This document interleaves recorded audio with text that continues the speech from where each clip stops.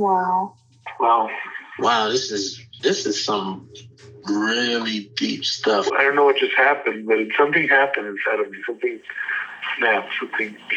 I wasn't expecting that either. Sorry. It's okay. It's all right. It's beautiful.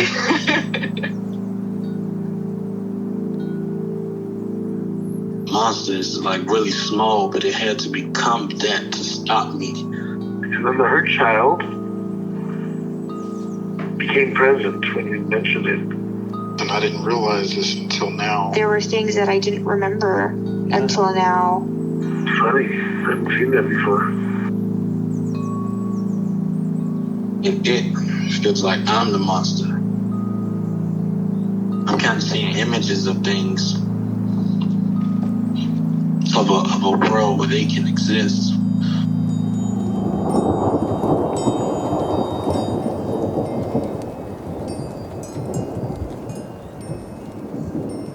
This clarity brings all kinds of answers. It's clear. She hugged me and then went back to her place, I guess, in my heart. Oh, it wants to come out. It wants to bippity boppity boop Cinderella me. She's melted into my chest. It's ooey gooey. All week been finishing things, cleaning up more, started eating vegetables again last week. And it kind of just started happening. It's almost like I just finished going through a meditation session. I feel light. When you hit that first joint, in the morning, and I actually feel a lot more awake.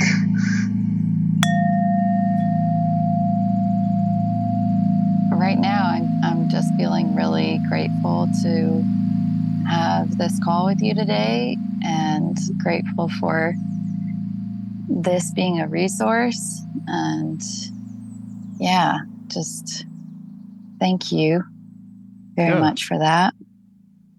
Yeah. Thank you. Yeah.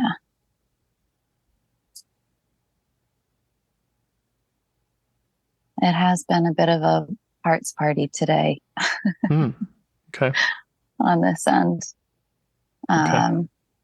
Luckily, I had some time before our call to just recognize that and check in a little bit with everybody. Okay. I just listened back to our last call. Nice. And there was a part of saying don't go off track. And it was referring to following up on the call before that. So I do know what all that was in reference to, and I could share that with you if you're interested, or we can go wherever you like. Yeah, I was just trying to do the same and catch myself up between my journal notes and listening into some recordings to try to remember the nuances of what was going on. But I'd love to hear some reminders on your end or what you've got. The only note I have is that there was a part requesting in our last call that we get back to the issue or the part around freezing in intimate situations. Yeah. Yeah. And that was the recording that I was just listening to right before I called in. We were talking about the frozen part. Yeah, how the one that puts up red flags, false or real, gets we don't get to decipher if the flags are real or fake because we can get flooded with the frozen part and then all bets off. Yeah. Right. Okay.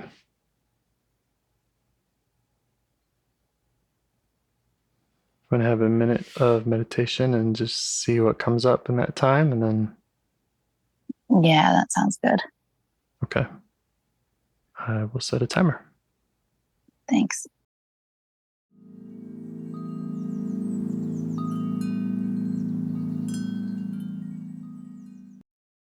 All right. All right. Got any parts you'd like to get to know better or change your relationship with? Yeah. Uh, yeah. Noticing a couple things. Mm-hmm.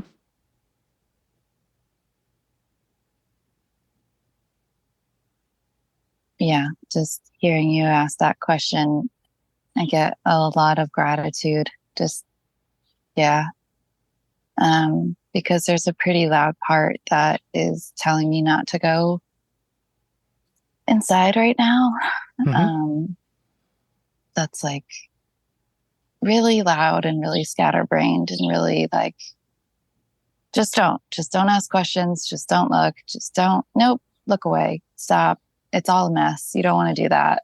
Like Okay. just, Mm-hmm. and that's what was coming up during the meditation. As Mm-hmm. soon as you came back and asked that question, I just felt relief for having support in this. Yeah.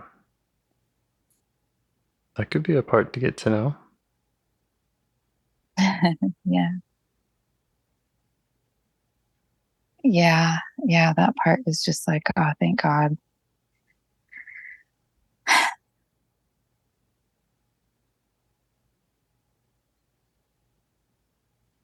Yeah. Just doesn't want to do it alone. Okay. Does it have any other messages, any other concerns about going in?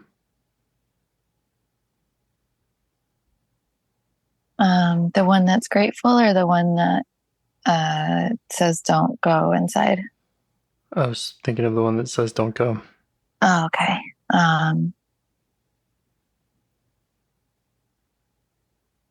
Let me switch back to that one.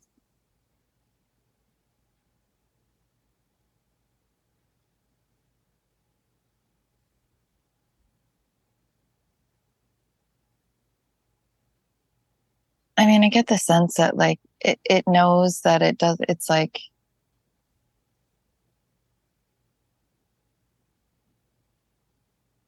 it's kind of like a first line of defense.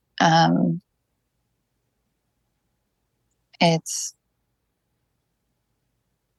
it doesn't feel very strong. It feels like it often gets overpowered. So it knows that it doesn't have a lot of like power in its defense. So it comes on really chaotically and loudly because it just wants to like, yeah, appear bigger and Mm-hmm. just scare me off. Who overpowers it?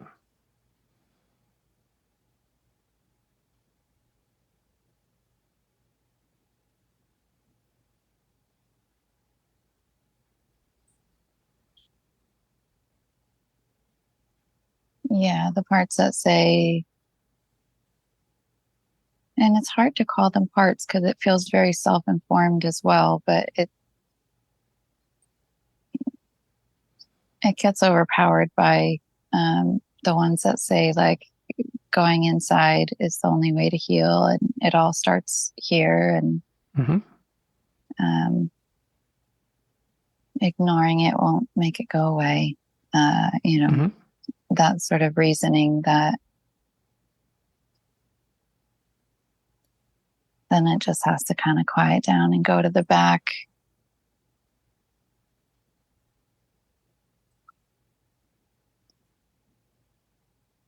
But yeah, I think it's just tired and it doesn't want me to feel overwhelmed by unearthing things, by looking at difficult things. Mm-hmm. Yeah. Okay. Feels a lot quieter now. Like he's not yelling at me. It's really just calmed a lot.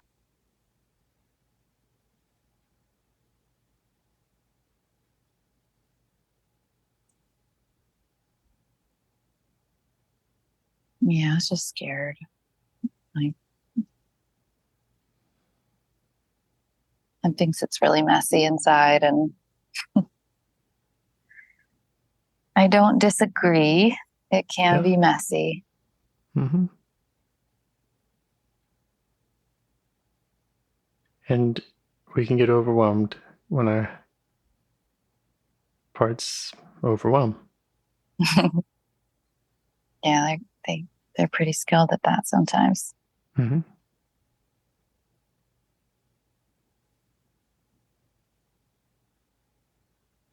Does it have any requests about how we can do this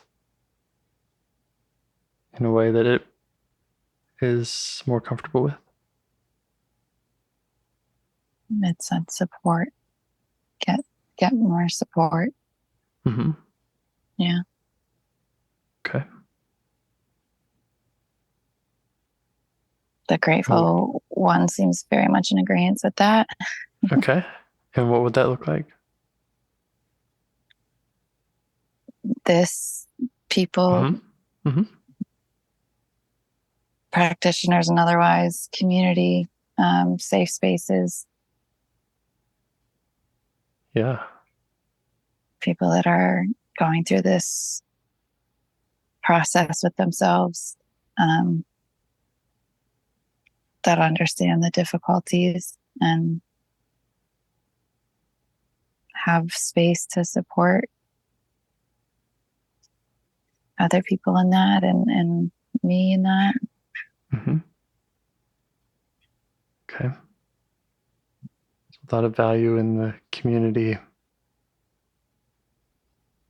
People you can trust, who have some understanding of this realm. Yeah, he's saying like they remind us of perspective. When parts can get tunnel visioned, or when our own world seems too close to see clearly, and yeah, we can touch into a broader perspective through how other people see what we're trying to do and the progress we've made. And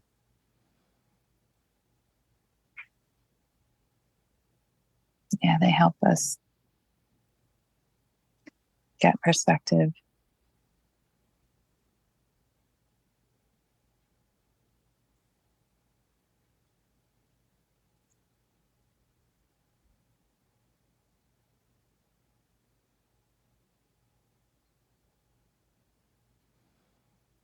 Oh, I feel so much quieter in here now. Okay. Just sitting in that for a second.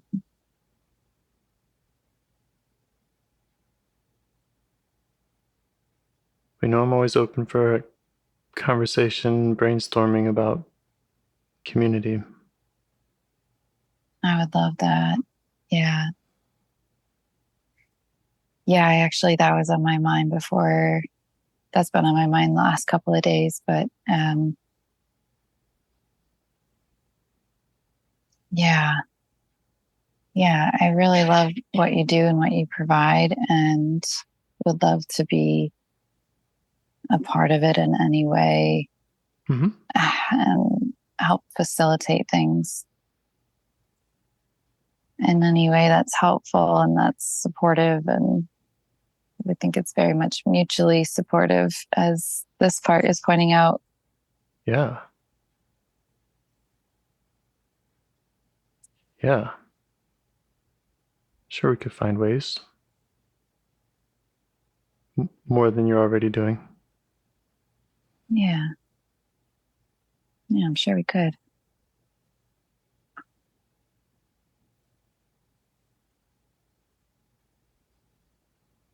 And I appreciate you bringing it up. It's common for brand new people to make the same offer, and I might hear from them 2 or 3 times and then they're gone. So it's nice. It's nice to hear it a few times from someone. Say, okay. Right. Yeah. Means a little bit more. Mm-hmm. Yeah. I think I heard in a recent call, actually on the podcast, somebody saying something about like having a part that worries this is like a fleeting phase, or their interest in IFS will like die off as quickly as their other hobbies. Mm-hmm. And I remember kind of giggling in recognition and remembering in the beginning, I definitely had a part, and I can still recognize remnants of that were, is this just like when something catches you so completely and captures you so completely, and you're really like borderline obsessed with it, then I think there's parts that kind of suspect it's going to be fast burning and just kind of fizzle out. I got those same parts. Right. Yeah. Just waiting for me to get bored with it. And they're like, come on. Right. You and still they're like amazed. this? Exactly. They're amazed. They're like, we're still really into this. Yeah. Yeah. I there's parts I hope we always are. And I feel very dedicated to that. And I think it's like, why would I lose interest when this only becomes more and more interesting and more eye-opening as I spend time with it. So it's like, it's not going to get boring.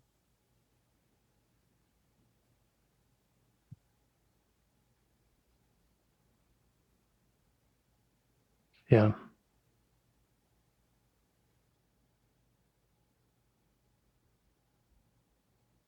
And the little community that I started with, Discord or this project, that I think can only be sustainable if it has diversity of voices and people who care about it. And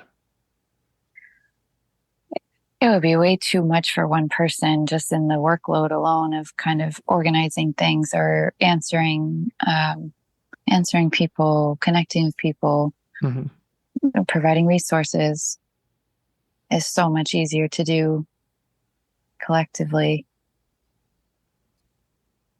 Yeah.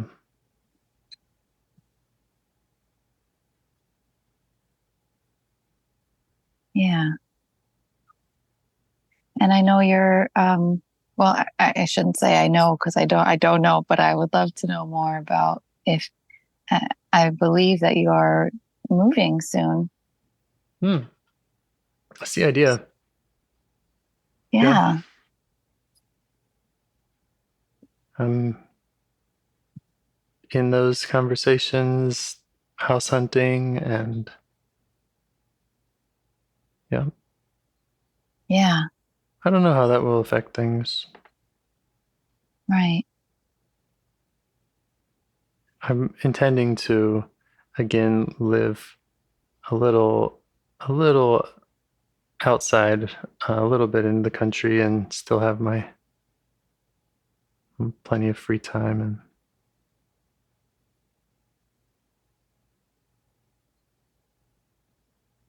have that space for yourself. And for this project. Yeah. Yeah, that's what I was thinking about in the last couple of days.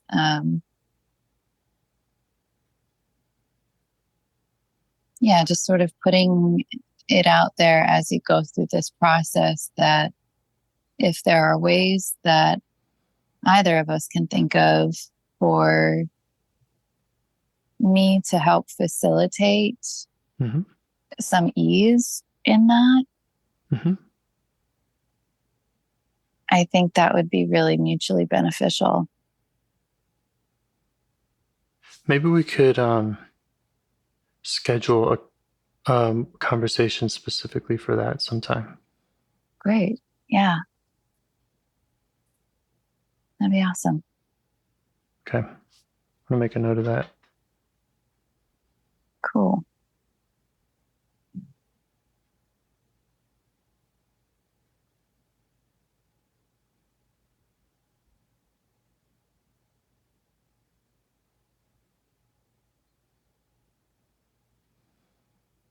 Just didn't want to take away from parts work time. Yeah, I really appreciate that. Yeah, because one of the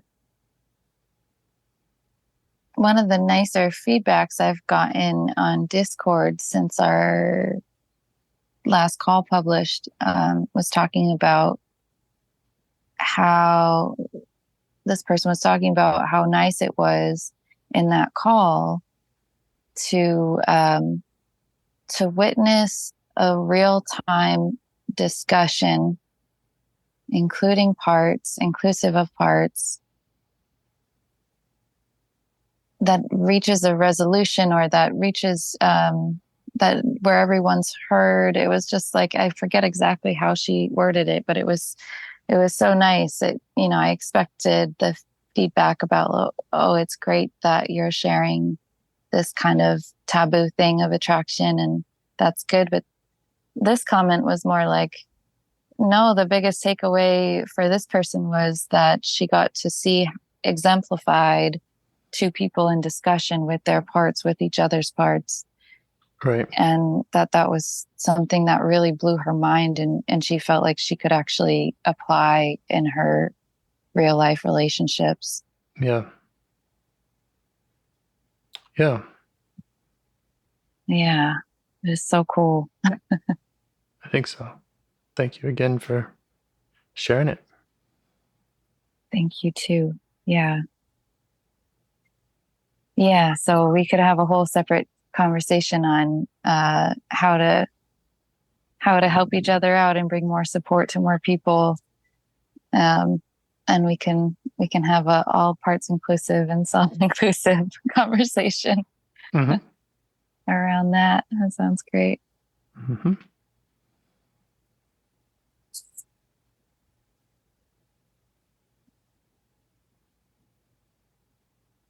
I'm just going to check back in with the don't go inside part and see how it's feeling now. Okay.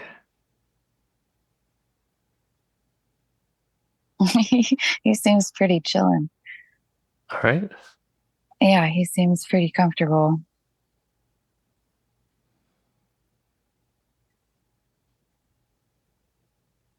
Any other parts coming up for you? Who needs your attention?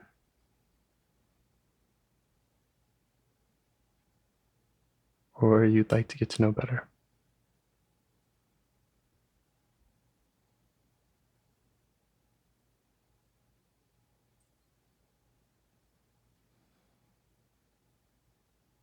Yeah. So beneath the don't go inside part is another feels protective part that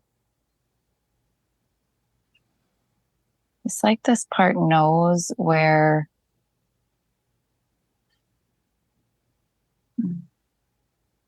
like how I want to answer the question of, do I have a part that I want to get to know? It's like it knows where I'm going, or it knows what's about to come up, and it says there's too much. Like it's a whole can of worms. Yeah. It feels unsure of where to start. Mm-hmm. It's not saying don't go there, but it's like, how do we even decide which way to go, or which one of these to start with? Yeah. Yeah. Good questions. It's just making a face, like it's like literally holding a can of worms, which is funny because I've never had that visual, even though that's an expression I'm familiar with. But it's like holding a literal can of worms in a face of like kind of disgust slash I don't know what to do with this. Yeah, yeah. I'm just laughing at how visceral it is. It cracks me up sometimes. I just had an idea or a thought about how well you know this process. And I guess I just want to remind you and parts that the details don't have to be shared with me. And yeah. I don't know. I guess I want to support you in doing the work in whatever way. And if that means in parallel, we're hanging out, but that doesn't mean you're telling me all the story and telling me every part that comes up, because that's not actually required. Right. I just want to offer that. Yeah, no, that is nice. That I know how to be with a part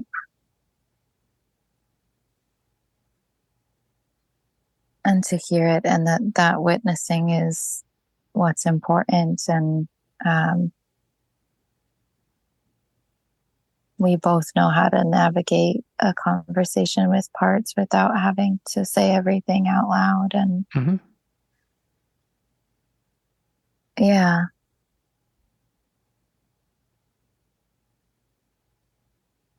Okay. Well, you know what? That actually gave a really good indication of like where to begin in this cluster, in the can of worms.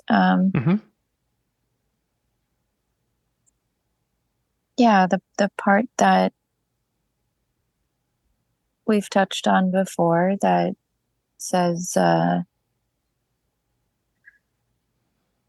really has felt stuck on this belief that we have to collect all the data, that we have to, and saying everything out loud is kind of part of that too. Like remember every nitty gritty detail, relive every nitty gritty detail. Yeah. Yeah, it's got some belief that that's how, and I'm sure it's picked it up from some bad therapy, but yeah, it's like you have to relive the trauma. Yeah. Yeah. Yeah.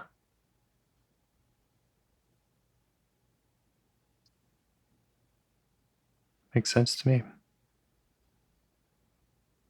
Yeah.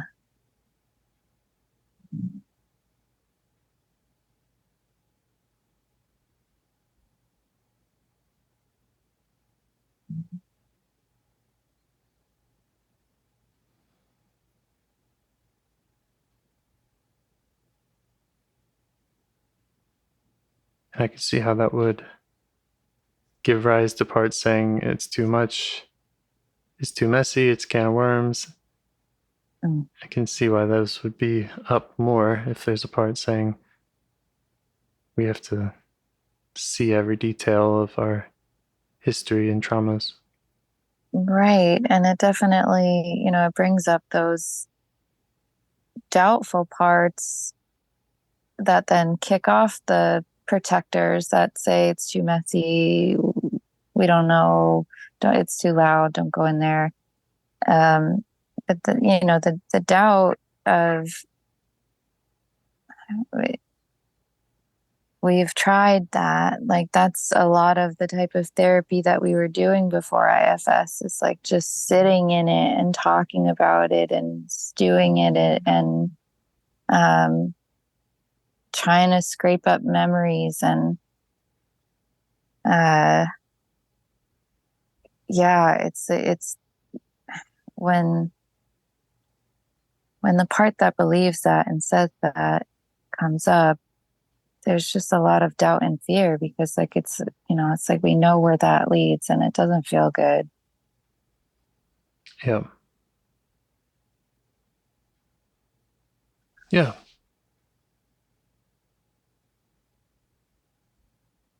Yeah, like how much is important to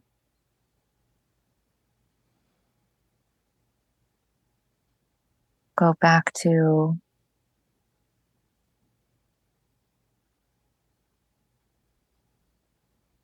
Yeah. And I'm wondering, like, do these parts also recognize the difference between going back to something and reliving it and being with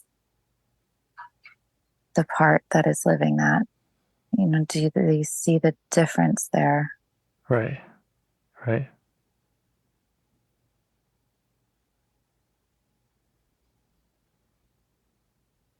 A little. They see it's different. They're just still skeptical. Okay. Maybe they can help us can kind of brainstorm like what it would look like if it was fun and light and playful. Oh, that's so hard to imagine for Yeah. them. Yeah. They seem almost like offended by Yeah. like the thought of it being fun.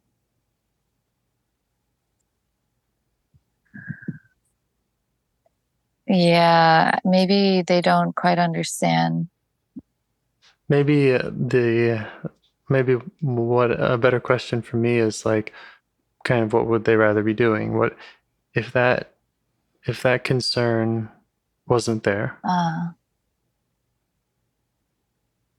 Okay. Yeah. Okay.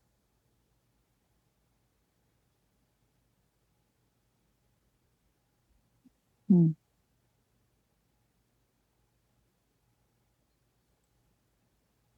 I mean, most of them just want to relax. Mm-hmm. This task of always trying to remember and always trying to make sense of it, it's like so exhausting for them. And if they didn't have to do that,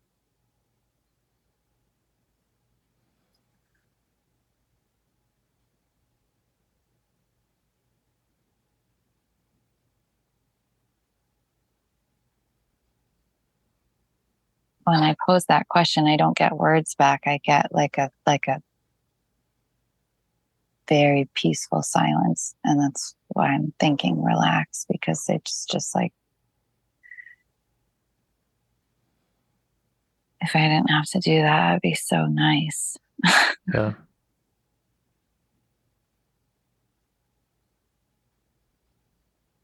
I also want to apologize for not leading with, curiosity about them.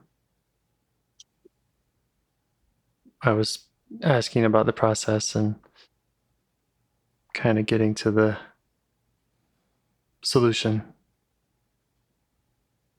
Oh, that's okay.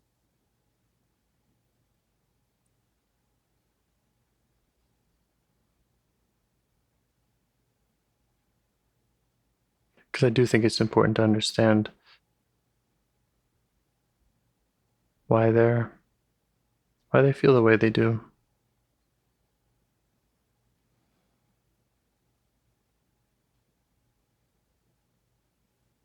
Yeah, I did a little work with them around that, which is maybe why it was so easy to just go to that.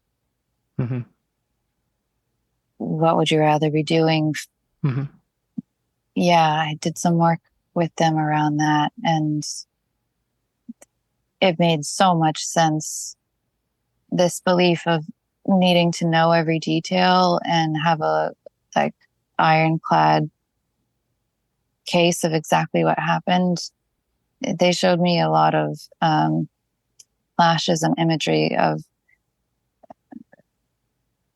just so many women not being believed, and not only not being believed, but then being like punished or ostracized for claims that they made. Or like, it's like, if a victim doesn't have all the details and never wavers on any of them, then she's not believed, and then she's ostracized. And thank you for sharing that. I was not aware that was part of what's driving them. So thank you. Yes, thank you for asking. I forgot that was in a different session. Yeah. Mm-hmm. Okay. Yeah.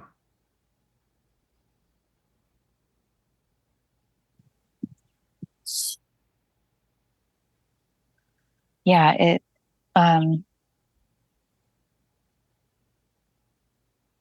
boiled down to feeling, if we're not believed, we are made to feel alone and crazy. Yeah. And so to these parts, it felt dire to remember every detail and be able to recite it and be able to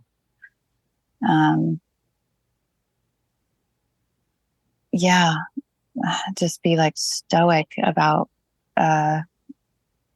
being able to, because to ask, I think about these with these images of like court cases and stuff, like it's like, in order to be believed, you have to almost be emotionless, or like have only the right amount of emotion while you're retelling things. And it's almost like this part believes like we should be able to not get re-traumatized in the process, but that we just have to go back and relive and remember. And yeah. Sounds really tough, really difficult. Yes, and it makes it allows for a lot more compassion on my end to really be able to understand, like, it's not a malicious act to try to like re-traumatize me. It's just like they're really trying to make sure we're not alone, made to feel alone and crazy. Yeah. Okay. And I want to look out for that. I want to make a space here where it's not gonna happen from my end. It's not going that I'm not scrutinizing and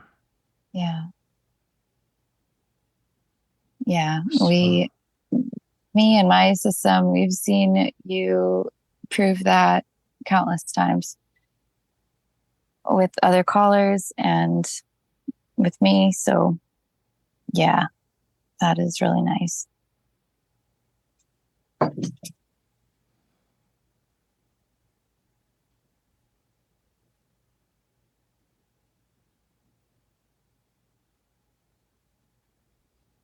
And I think the last time you and I spoke, we touched on a part that was grieving, letting go of these notions and ways of thinking. Not the last time, sorry. And the last time we spoke to these parts, there was a part that was grieving. Letting go of a lot of these kind of baked in ways of thinking.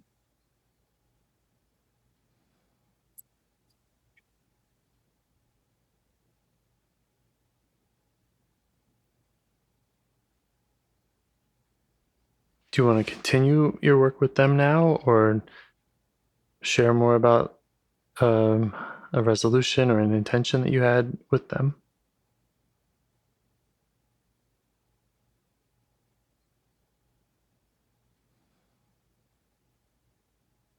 Yeah. The intention, my intention now with all of them is not to force them to give anything up that they don't feel happy to give up, that they don't feel willing to give up, and that I'm just here to understand and to kind of inventory with them what we want to hang on to and what we want to rethink or reconsider. And yeah, it seems important to say that I'm not asking any of them to erase everything and start from scratch. That it's more of an inventory check, reassessment. Right. So reassessing if we are in a situation where we don't have to make an ironclad case, what memories and what do we still want to hold on to That and is cherish? important. Yeah. Mm-hmm. Yeah. Yeah. Don't want to go too far the other way and just say, well, yeah, fuck it We all. don't have to remember anything. It's fine. Right. Yeah. Right. Yep. Yeah, we tried that route for a little while too. That's Me too. yeah. So we do get to do this together. And it's not meant to be at a pace that it is meant to be at a pace that everyone is on board with.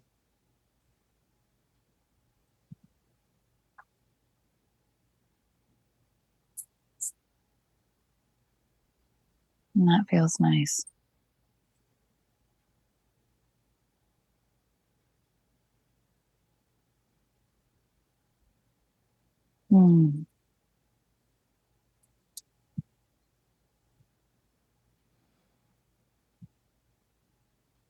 Yeah, feels like a team.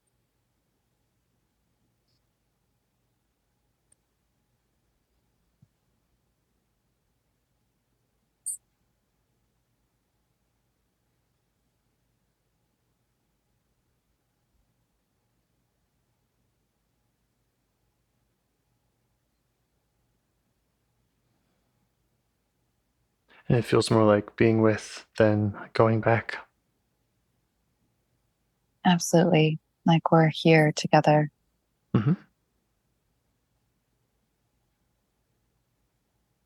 A separate space that's kind of neutral ground.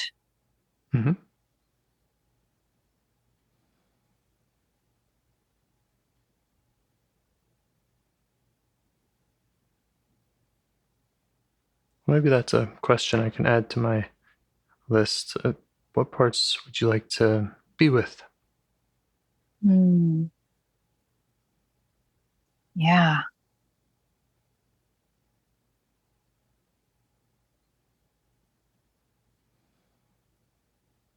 Who needs our being with today?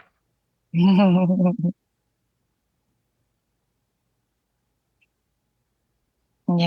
I'm going to just ask that right now.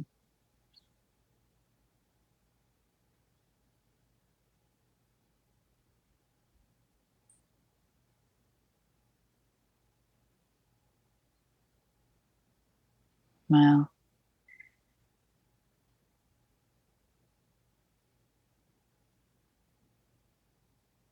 Yeah.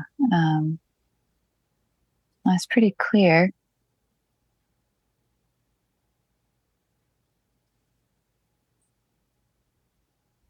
And she is a very young part.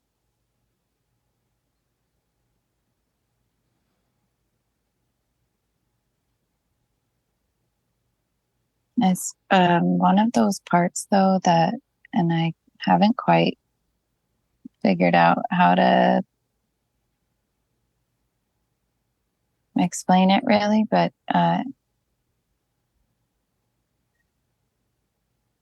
it's like she has many ages. Mm-hmm.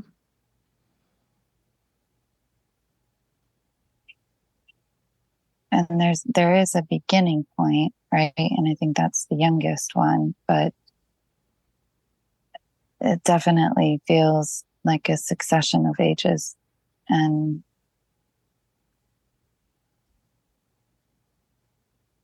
they all feel like her. Okay.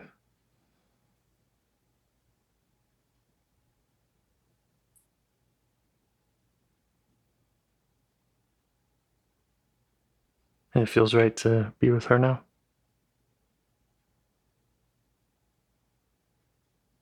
Yeah.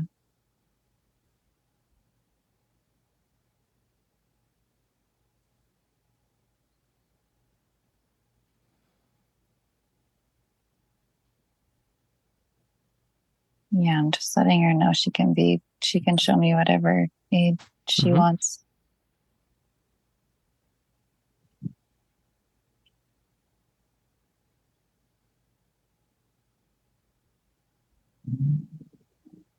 Yeah, it's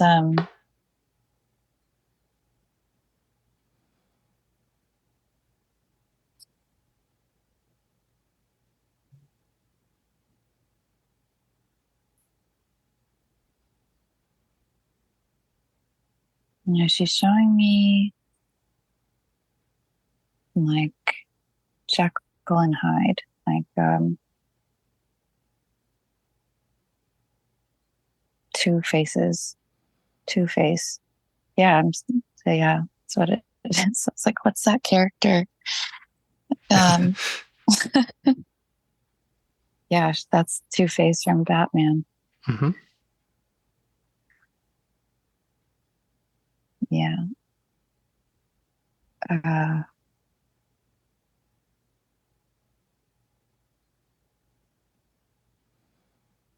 It's like trickery. This is what she's scared of. Okay.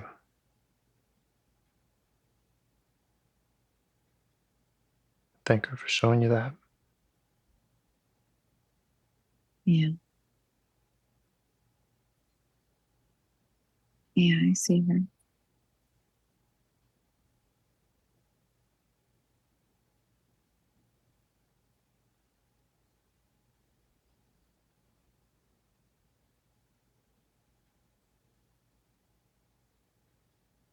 She's always waiting for the other face, the other side to come out.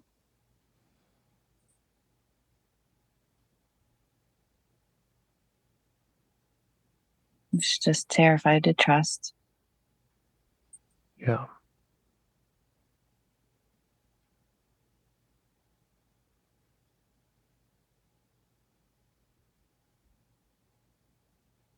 Yeah, how do you trust that?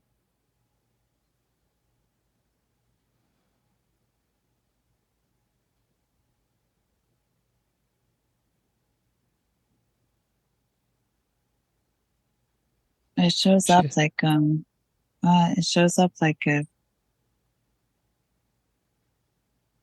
in her belly.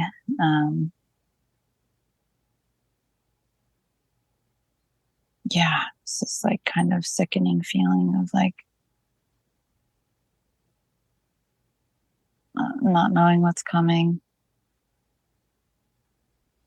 Was she in situations where she felt like she didn't really have a choice but to trust that? Or just stuck with that? Yeah, she wanted to trust. And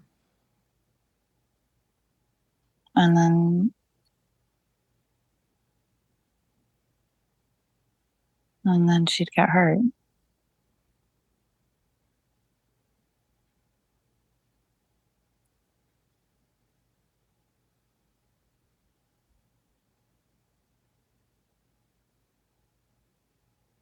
But that was a repeated thing because these are the people she had to trust. Yeah.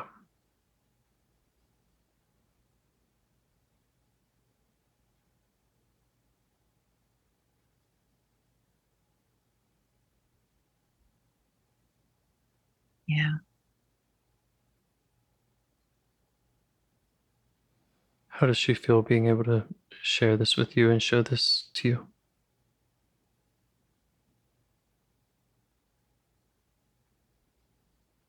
It's just relieving to be together. Yeah.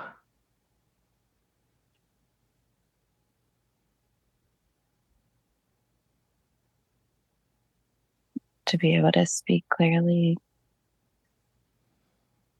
without other noise or interference.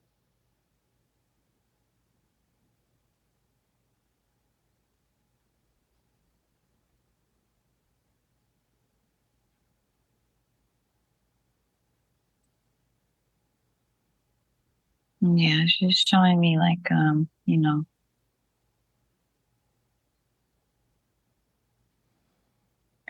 memories with Dad and memories with my brother. Mm-hmm.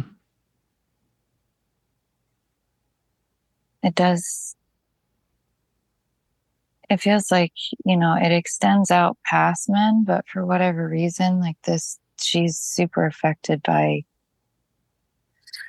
maybe it was their power. The men in her life had a lot more power physically or authoritatively, because that seems to be the scarier aspect that she's focused on. Mm-hmm.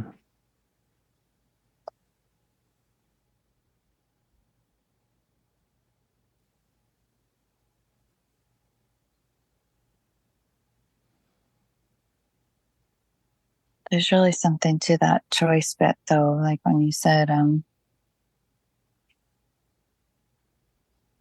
she didn't feel like she could choose who to trust. Yeah, that was in response to something I heard, which was, how do you trust that? Yeah. Like that was her burden, was like, I'm stuck with this. It sounded to me like I'm kind of stuck with this. I'm supposed to trust this. How can I do that? Yeah. Yeah. It's not do we trust, it's how am I supposed to trust this? Right.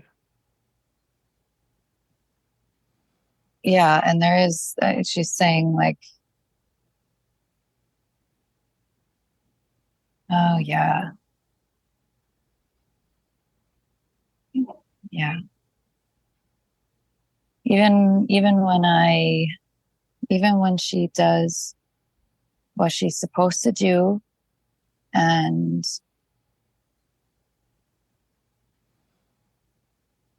behaves like she's supposed to behave and trusts like she's told she has to trust, Mm-hmm. she still gets hurt. It still can turn out really badly. And but there's definitely strong messaging saying that you have to trust. Right.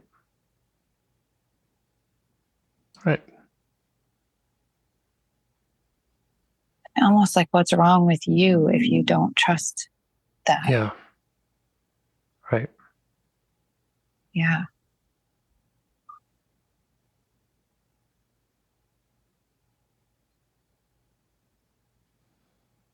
Yeah, that's really what she's wondering. Like,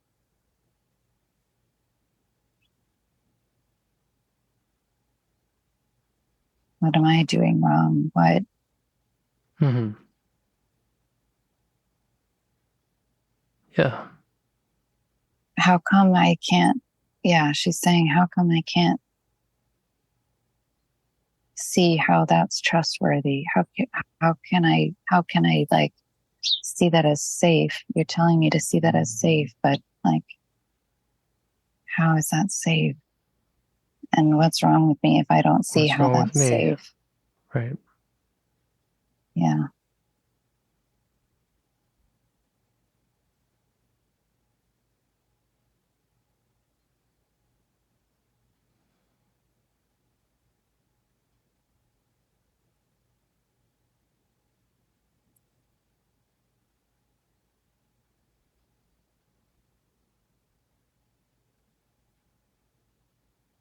It's really similar to what the teenager needed.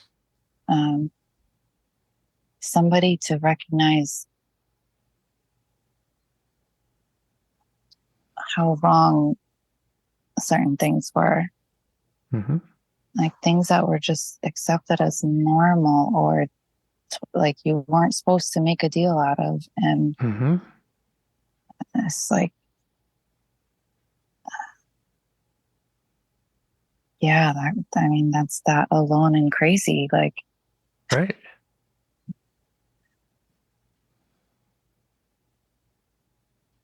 if nobody else recognizes it as crazy, then you feel alone in the craziness. Yeah, of course.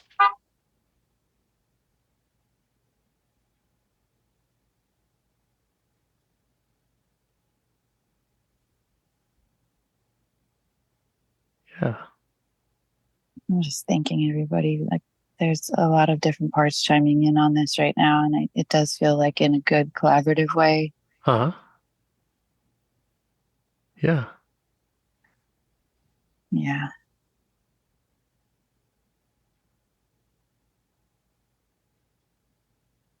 Yeah. Just thankful. That's definitely something you can do for her. Just be the one to recognize those things that weren't right.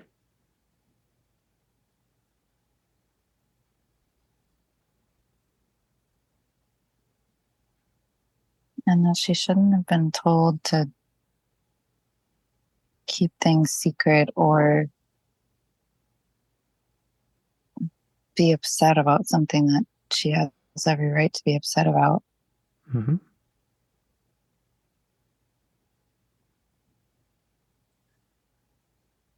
If you want, you could offer to go back into her time and into those scenes and redo some of them with her.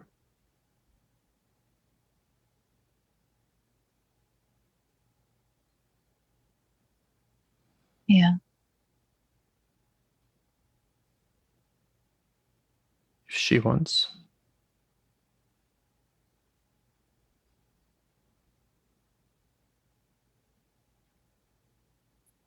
She wants me to know about them. You know, she's definitely been showing me them.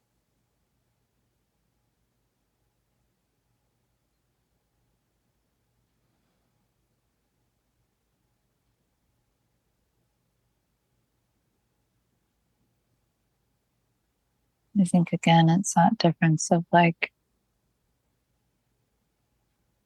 so many parts think that means to like relive.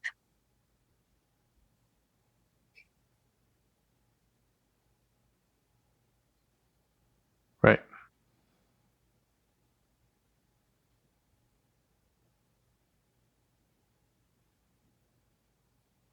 Whatever feels right for her.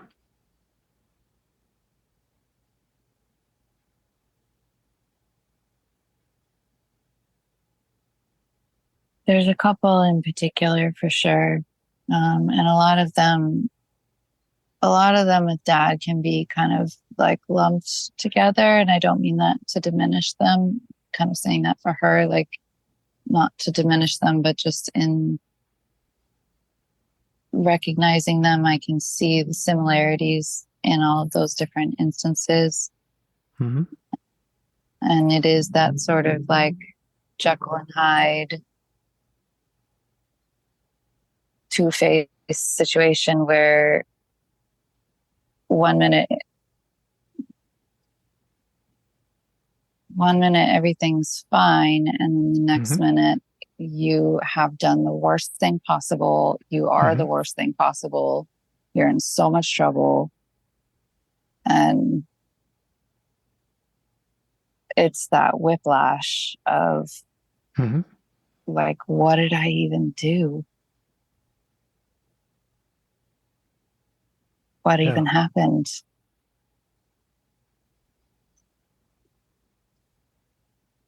Yeah, she needed someone to witness and recognize in that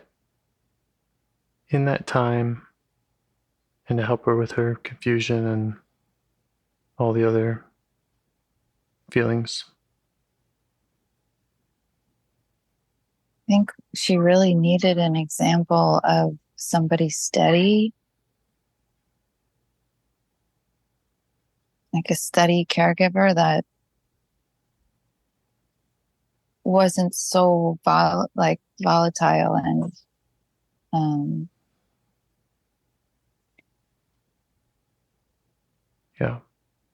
just that you might possibly be able to predict how they might act around you. Like, mm-hmm. Yeah.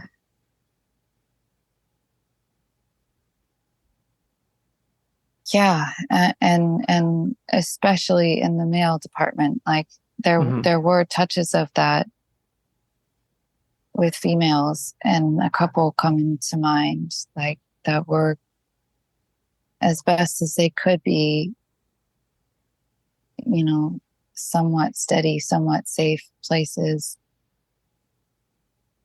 even if they were infrequent. There was an example of that sometimes, and it just, she's looking around like a room full of two faces when it comes to men, like just Yeah.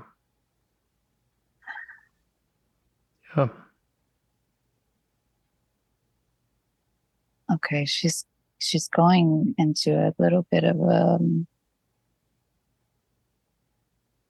not a story. I'm gonna just hear it. Okay. I'm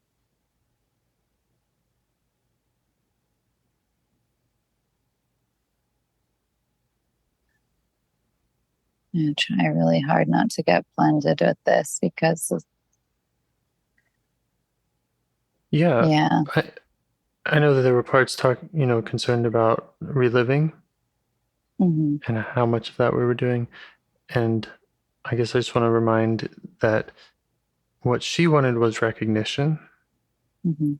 And what she was dealing with was a lot of confusion. And so it sounds to me like she needed someone to listen to her and to be with her and be with those feelings that she had, which might be separate from let's go into that scene where this thing happened and see all the details of it. It's more of her experience and that recognition and that stability, and who can she talk to? Yeah. And the story is less of a memory and more of like that overview of like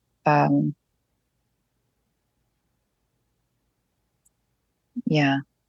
Thank you for saying that. And she hears that.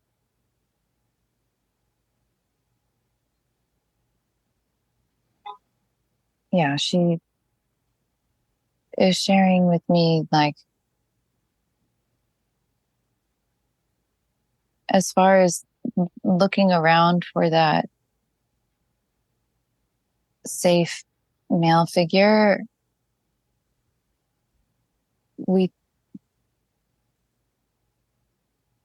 she really thought she had that in her brother. He could be that. And even though he could be a bully and he was a rough older brother, he did stick up for her and he did look out for her. And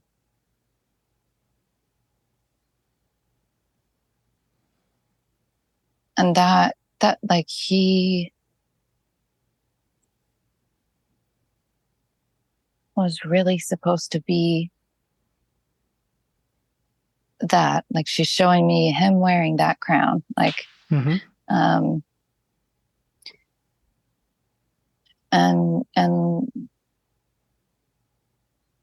And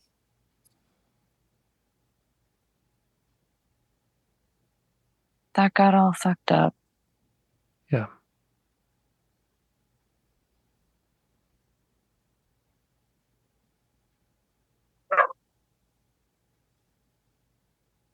Does it feel all right for how she's showing you and how you're being with her? Yeah. I'm glad to be with her.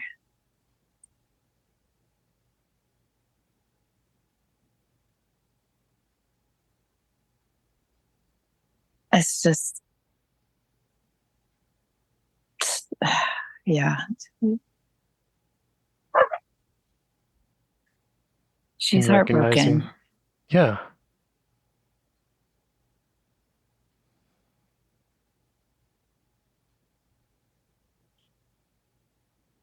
She's just utterly fucking confused and heartbroken.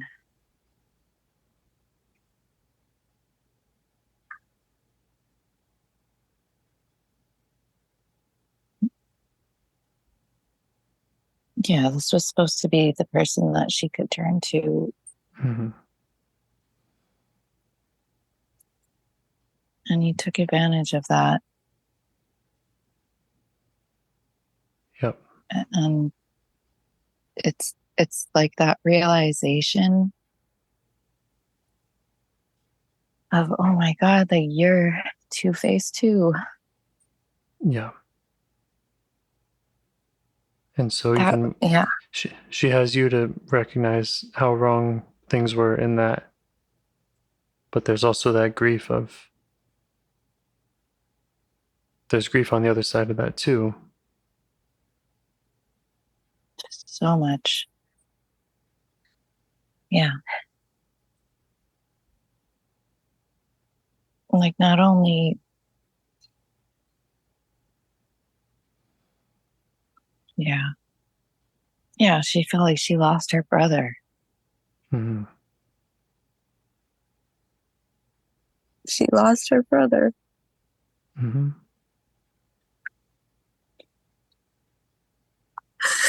I'm sorry, I've just never realized that. Okay. Stay with her. It's like equal parts gratifying and equal parts difficult to be with. Like, God. Yeah. Yeah. That's really what it felt like for her. Mm-hmm.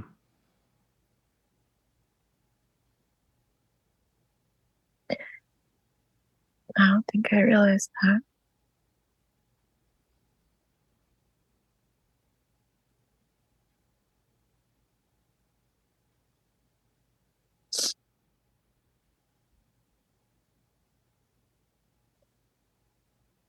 Yeah.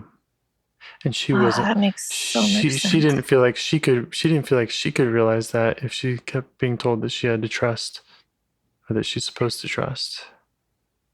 She's being told that nothing happened. Right. Nothing happened. It's just completely, nobody knows. And Mm-hmm. he's telling her that she can never tell anyone. Mm-hmm. And that it didn't happen. It didn't happen. Right.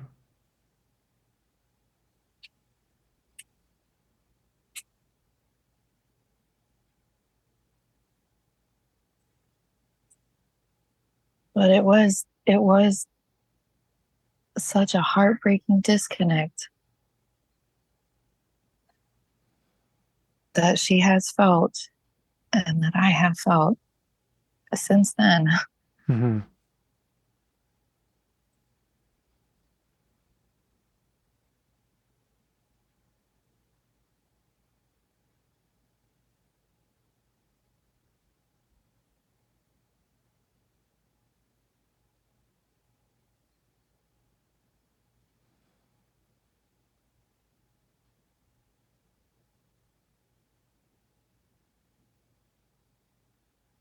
Still with her? Yeah.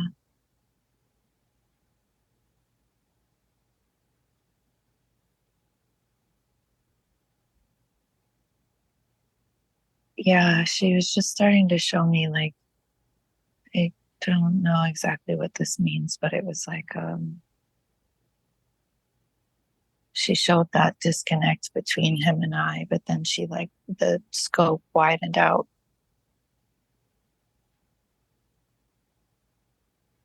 really wide, like to the earth, and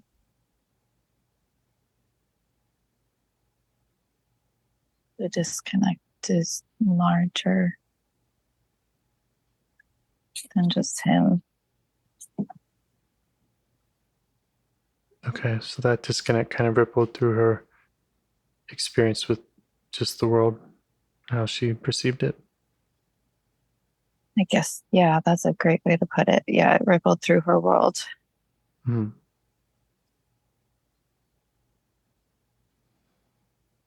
Yeah.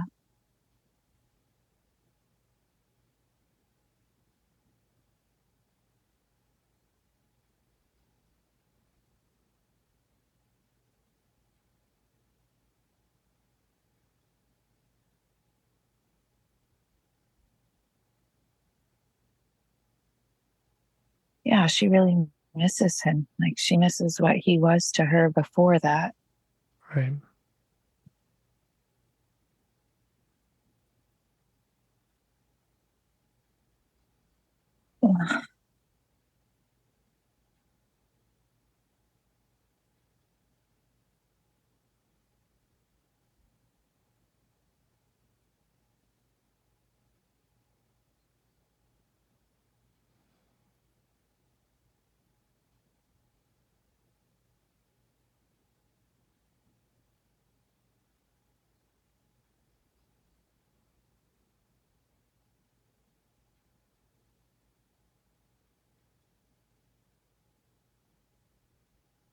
Yeah.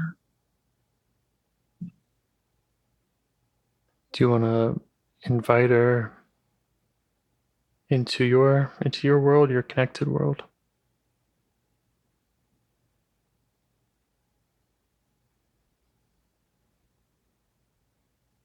Yeah.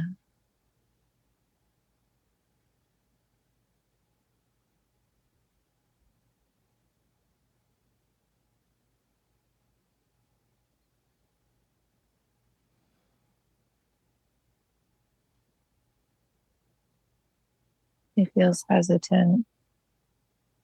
Okay.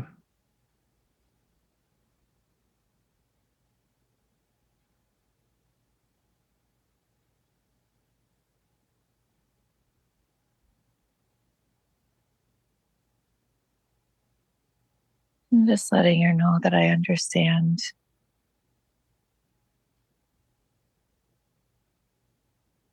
I can see now.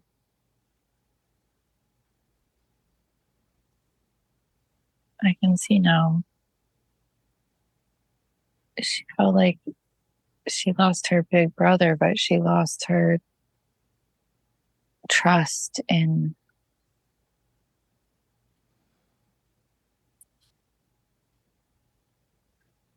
so much more than that.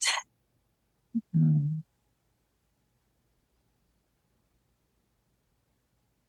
That it just,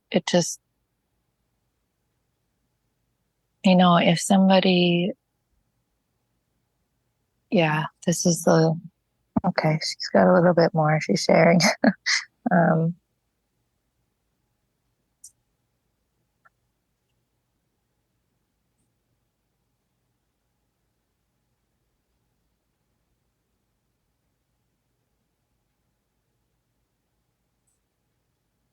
if the most compassionate and the most supportive male in your life is capable of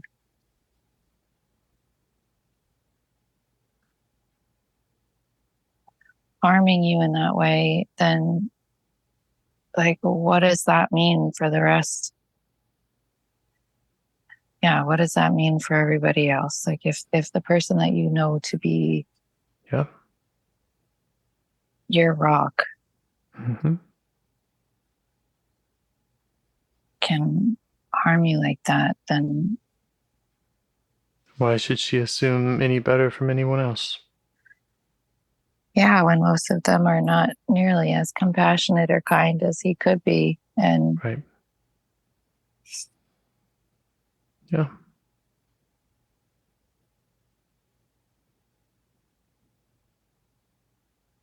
just how like abandoned that she felt.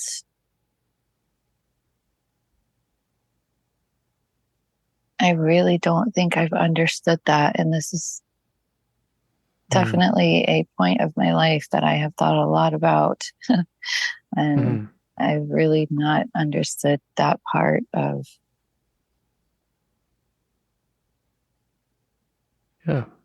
what he really meant to her and how that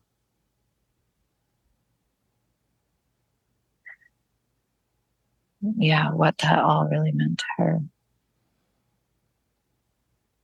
I wonder if sometime in this process it would help her to tell you more about all the things that he meant to her. To tell you about those positive qualities that she felt like she became disconnected from. Yeah, I can think of them very clearly. Yeah.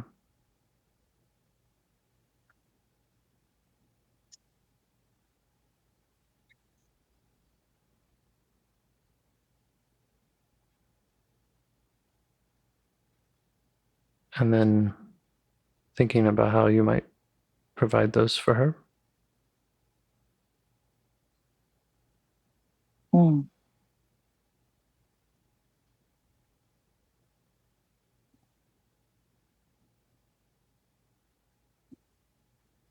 Sorry if you can hear dogs growling in the background.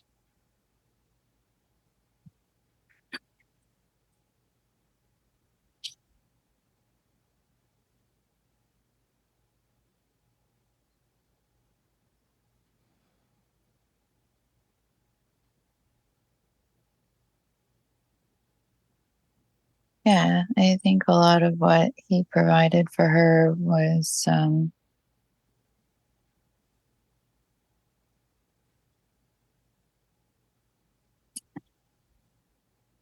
like in a room full of a lot of parts, and a big family full of a lot of parts. He was the other kind of calm entity in the room. He was the other sort of steady place to look at and to sort of commiserate with, and the like, this is chaotic. And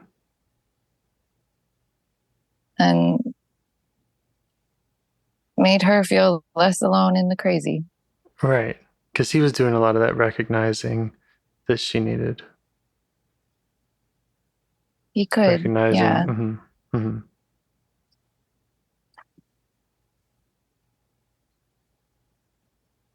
Yeah.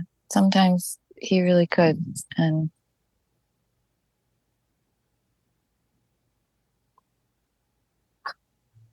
there was also like a protection, like,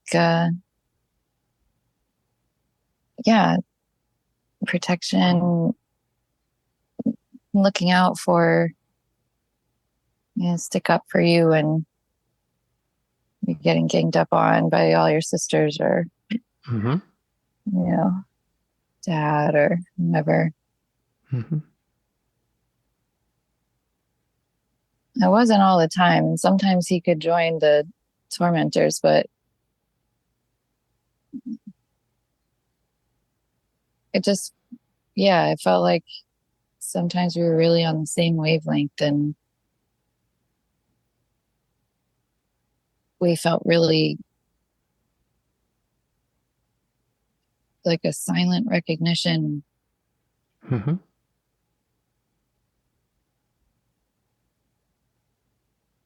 Like, I see you. I get you. Yeah. Mm-hmm.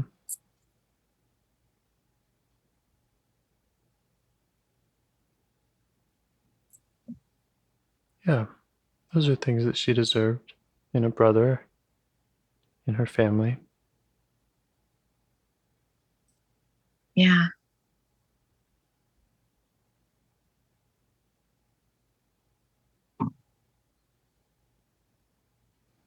Yeah, she just got really angry and was just like, why'd you have to do that? Yeah. You okay with that anger? More than okay. Yeah. All right. Yeah. Got space for that.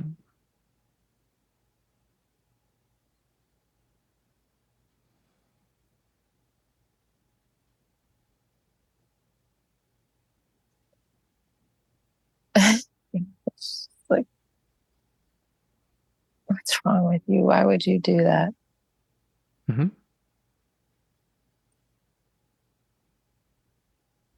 Yeah, you can help her send those messages.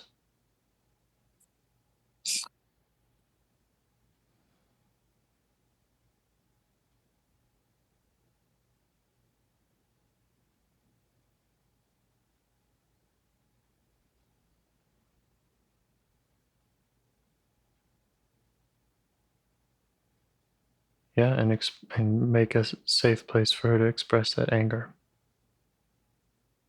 And it's like she wants him to understand what he's jeopardizing. Right. And I don't think that, he obviously didn't. Right.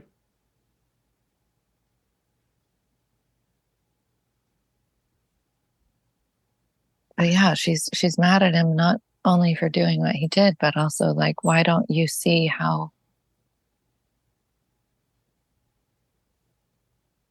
important like this, that we stick together and that we trust each other, like in this fucking crazy household. Like we have to stick together and you are severing that. Like, yeah.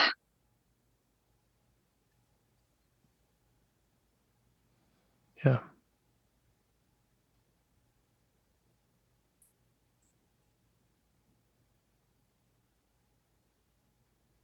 Yeah, he became someone she didn't recognize, and she felt abandoned.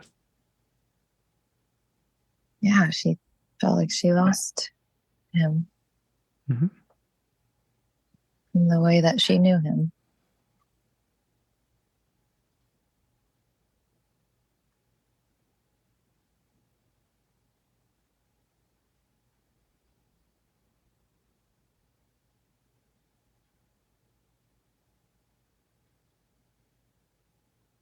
Just holding her. We're still back in her time, but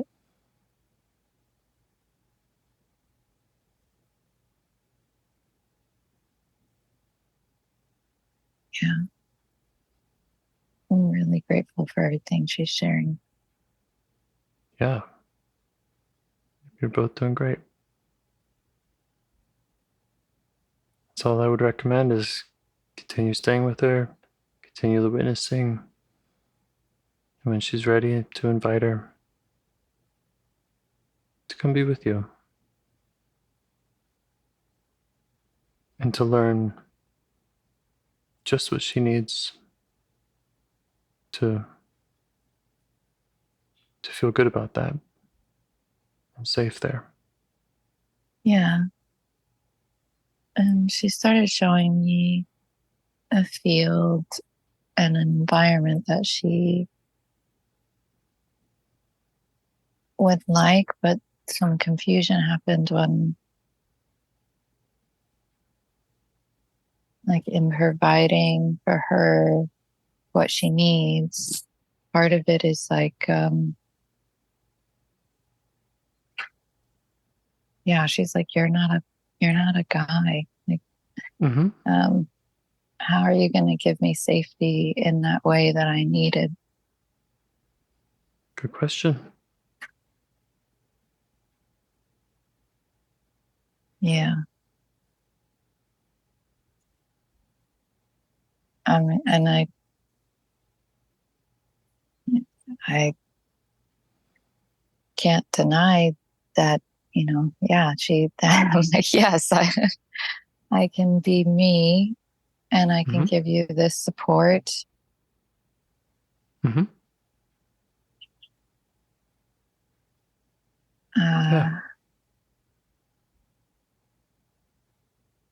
Yeah, sounds really important to stick with that. How you can provide that safety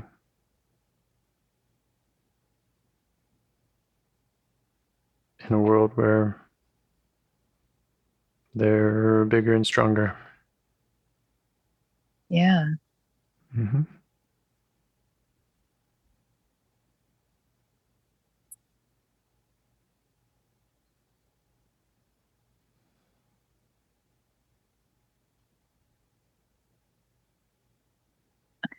This is where like literal parts like to come in and be like, Krav Maga, self-defense. Like, Yeah. this is how you whoop ass, no matter how small you are.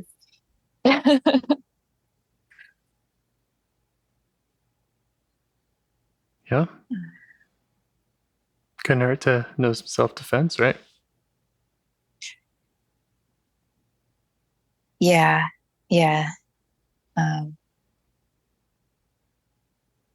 Oddly enough, one of my siblings became a self-defense instructor, and we do a good amount of work together from time to time.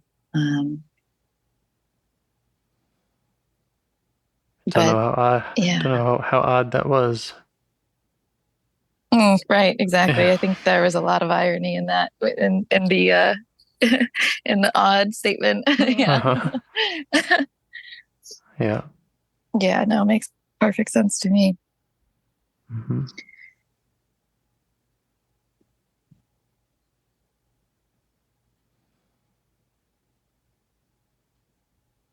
And I think there's, it's like I do struggle with this question that she's presenting, or part struggle with this question that she's presenting, because it's,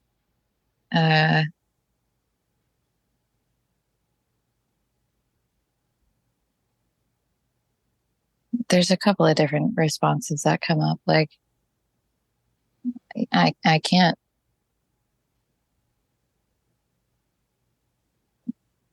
be something that I'm not. Also, a lot of this feels kind of beyond gender. Yes. And I don't mean that to belittle like her needs of a secure caretaker, father, or brother, but yeah, I feel like when we really think about her needs and what she's requiring, it does seem beyond gender. Mm-hmm. Yeah. So it feels like beyond gender and also beyond the things that you feel like you can provide, that there are elements of safety that are dependent on others in the community. Yeah. Mm-hmm. Yep. Oh, that kind of unlocked something.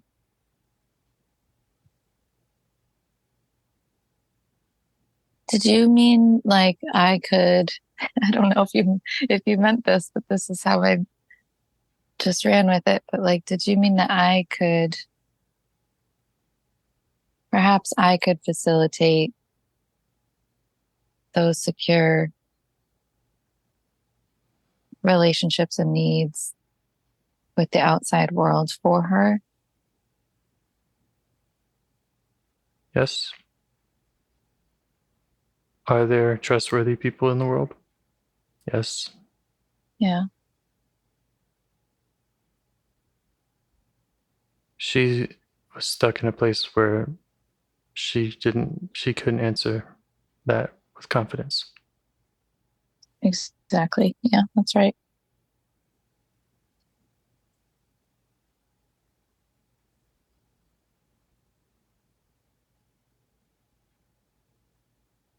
Yeah, and before parts work, before understanding the concept of parts, the slightest change in somebody's demeanor would really scare a lot of my parts. Mm-hmm. Because it was like, oh, Jekyll and Hyde again. Like it's going to be, who are they now? Sort of feeling. Right. And one thing that was so amazingly helpful with understanding a multiplicity within the system is like, there's actually, it does not mean immediate danger, right? Like there is a healthy and absolutely normal way that we all exist with our parts, and just that really, like, it opened up so much more potential for trust, because it helped me understand those changes in behavior, those changes in beliefs, or whatever it is, actions, and to recognize them as parts, and then and act accordingly about who's too blended for me to be hanging out with, and whose parts I can trust. Self is the ultimate parts detector. And yeah, people are 100 faced. Yeah. And that doesn't equate to bad. Right. That was just so helpful.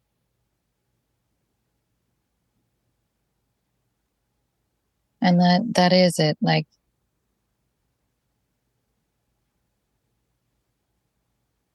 the idea. Oh, go ahead. I was just gonna, when you said bad, I mean, it's not a moral thing.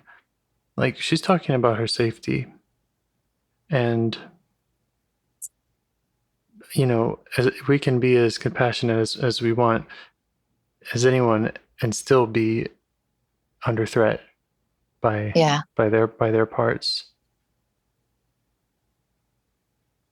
So I guess I just want to highlight that when it comes to understanding people and their parts, self has a supreme vantage point. Yes. And from her vantage point, and from so many of my parts' vantage point, before understanding the mind as a system of parts, any variation of a person was deemed as bad, or must be scary, or must be untrustworthy. Right. And so it was like there wasn't that extra step or that ability to then have self present to consider which part is coming up, and can I talk with this person in a way, with that in mind, or can we reach some sort of understanding, whatever it is. Like, we couldn't even get to that extra step of self coming in and deciphering. Right. Because can I help this person unblend? Yeah. And we can do that now. You're getting better at it all the time. Getting better at it all the time. That's right. It is a work in practice that I am very dedicated to.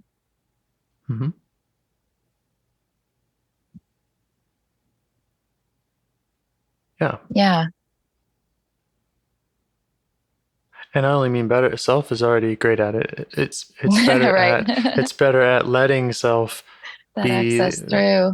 Yeah. Yeah.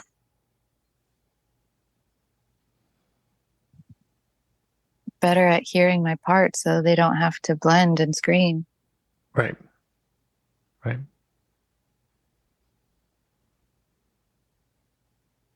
How's she feeling about what we're discussing? Is any of this I think it's the landing? most sense that anything has made to her in a long time. Okay. Yeah. She appreciates that I'm not trying to bullshit her and say, I can be your father, I can be your brother, I Right. can be a male figure for you. Mhm. She appreciates that I'm not trying to convince her of something like that, and that what I'm saying feels very based in experience Yeah. and a broader, wiser perspective that she can recognize. Yeah. Not bullshitting her. Yeah.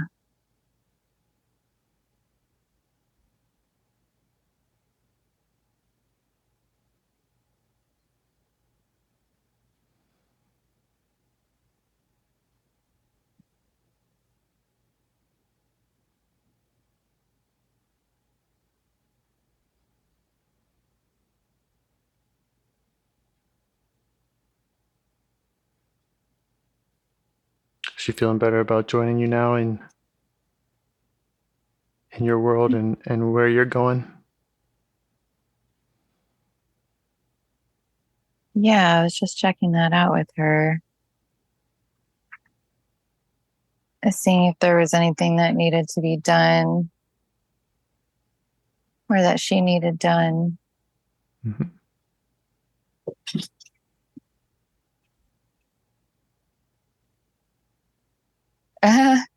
She pulled out her suitcase. All right. So she'd like to take a couple things with her, but yeah. Got the inventory method. Take what's important. Yes. That's it.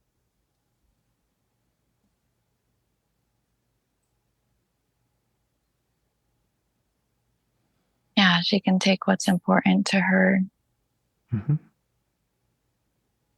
I can help her with that.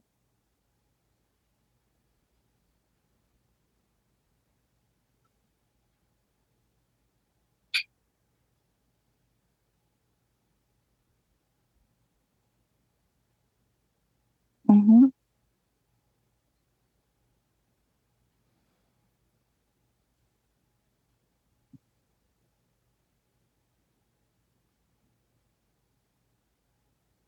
Yep. There's her dog. She wants her dog to come.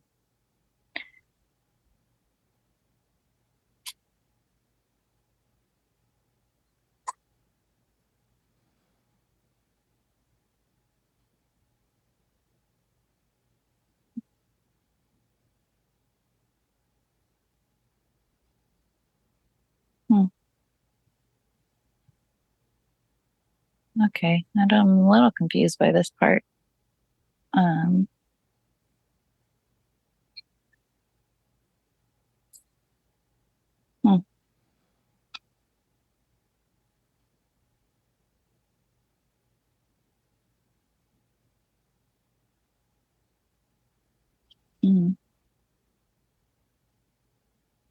Something about like leaving an apology or leaving like. Yeah. Help her get some of her thoughts and messages out. Write a letter. I don't even know if she knows how to write. Can help her out. Yeah, she draws. I don't think she writes. Not a lot.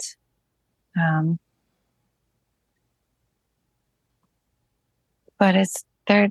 I just am checking with her because it feels like she feels like there's something she should be sorry for.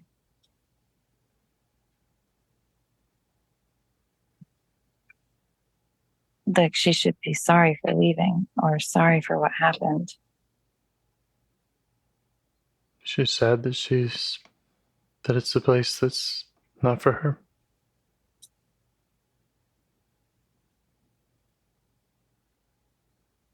Yeah.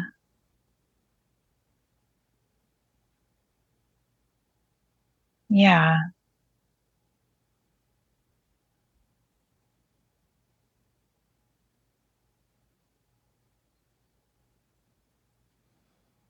That could be the kind of note that you two write together over time. Mm. Because I imagine that would be hard to express. Her feelings of just sorrow around that. And Yeah. Yeah. I'm letting her know I'm a really good writer. I can help you with that. mm, yep.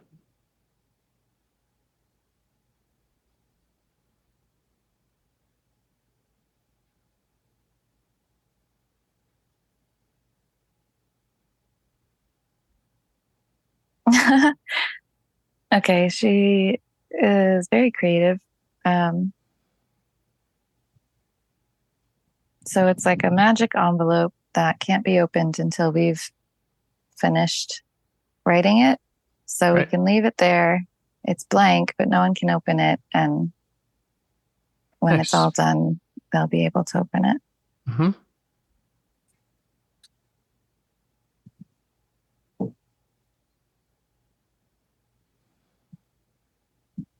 It's a great idea. Yeah, sounds good. I'm just giving her a high five for creating a magical envelope. That was pretty cool.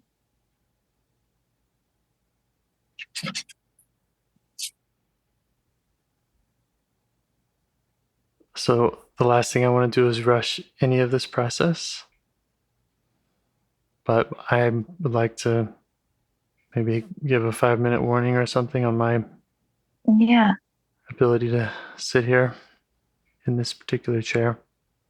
So I'm just kind of stuck to the microphone. And Yeah. Yeah, no, we've been talking for a while. next steps with her.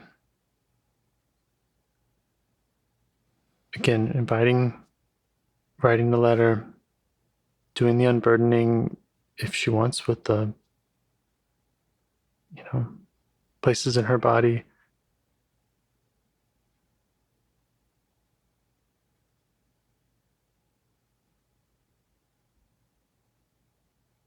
And if you're not going to do those things now, maybe the more important thing is, negotiating how you can stay in touch with her.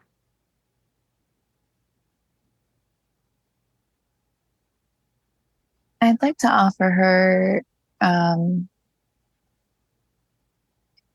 yeah, let's see what we can do in 5 minutes or so. And like, also, Awesome.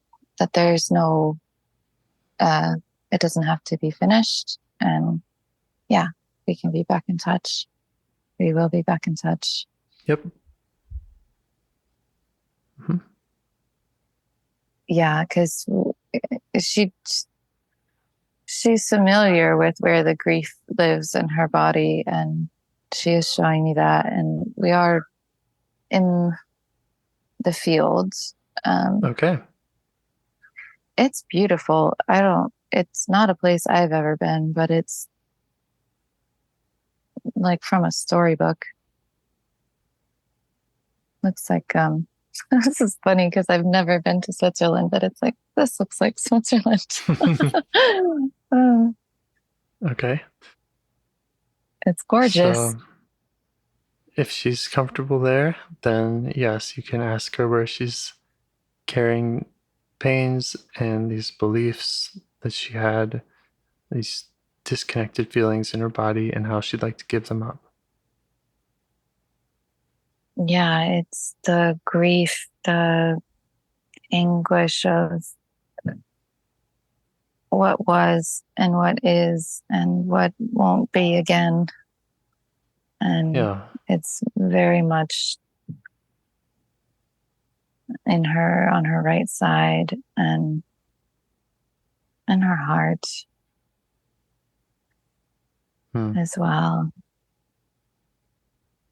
And she can give that up when she's ready in any way that she likes.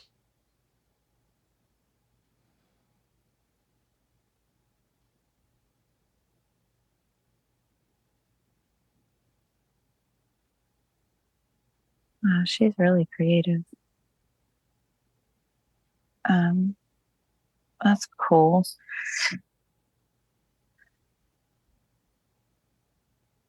What came to mind was writing and drawing on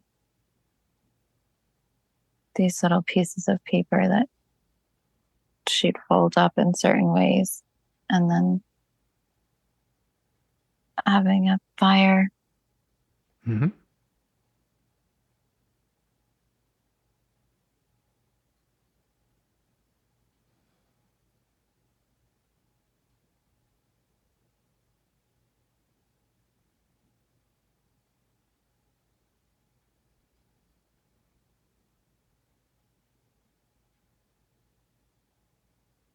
Yeah, because she can't write. She's coming up with like little symbols that she's drawing that kind of represent. Okay.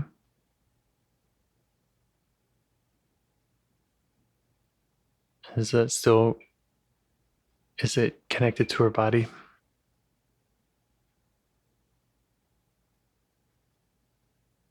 I mean, she can do it how she wants to do it. I don't think, can you ask it in a different way?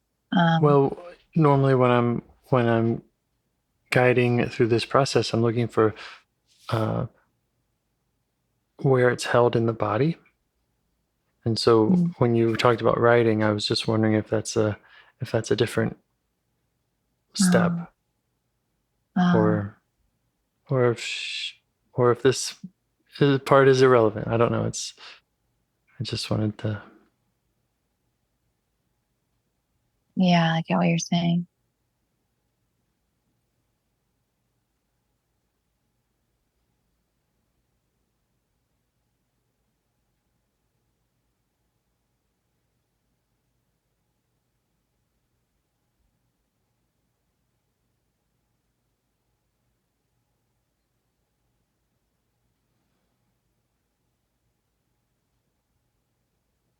Again, I don't want to pressure her.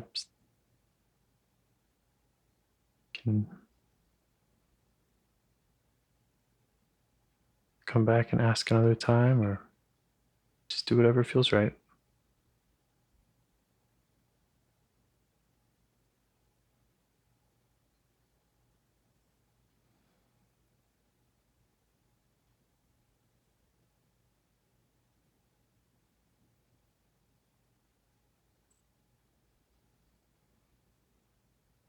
Yeah, I'm just offering for her to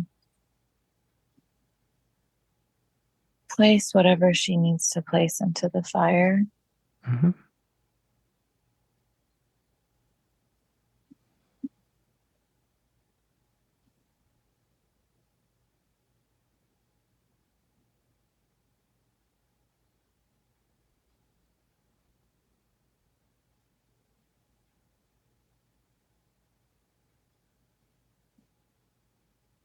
Yeah, and I can sorry, I'm aware of your time too, and I don't want to sit here too long. I would like to make the point about when it comes to grief, grief is the kind of thing I feel like really needs to be processed. And sometimes that does look a lot different from the kind of unburdening of. So that was, I think, the first thing that she said was like, was talking about this grief. And sometimes that is something more to kind of be sat with and honored. Right. So more transformed rather than let go.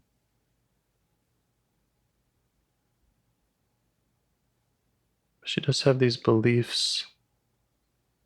Like there might be something wrong with her if she doesn't trust. Yeah.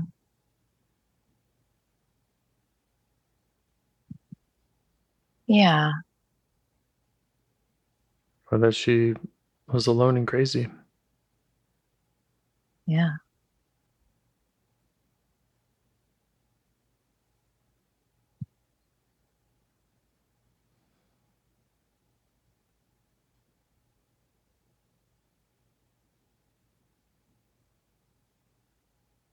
Yeah, shouldn't put all of that into the fire.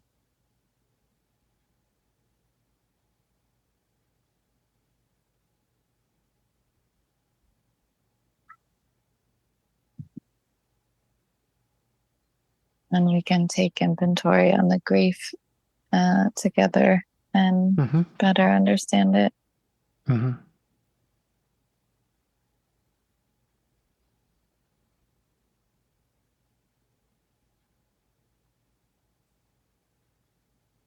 Okay, all of that she feels on her shoulders. And yeah, she's like shaking it off and shutting it off and like letting it all just fall off into the fire. And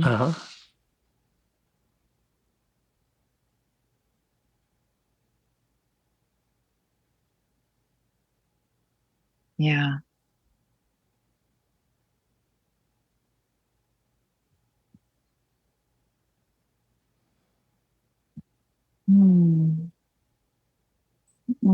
Yeah, shaking her head around, some in the head.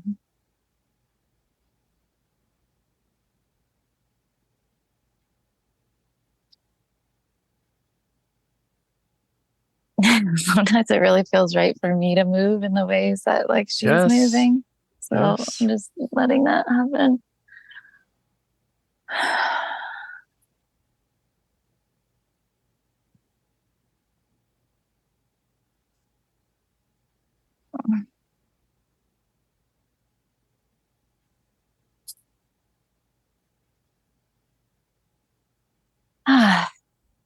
Yeah. Yep. So again, a lot of these steps you might want to just keep offering, keep writing that letter, keep whatever, witnessing, checking for any of those other burdens, processing the grief. Yeah. Yeah. I'm just smiling. She's just like she looks so much stronger already. Yes. Awesome. Yeah. She feels more up for that. Great. And then the last thing I often suggest is checking back in with the protectors that we met along the way. I think the biggest one on my list being this one about having to correct all the data and have the ironclad case. And maybe just showing it your process with this little one. And and how years of trying to do that type of therapy with myself or with a professional, I didn't get to the place and understanding with this pain and with this part that we were able to get to. And there's a piece that really became clear that is so helpful. And it didn't require nitty gritty, terrible details. Yep. Just being with, making space. Yeah, it was sort of amazing. Like, amazing. Yeah. Yes.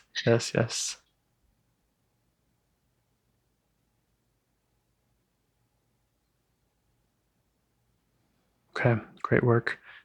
Questions for me?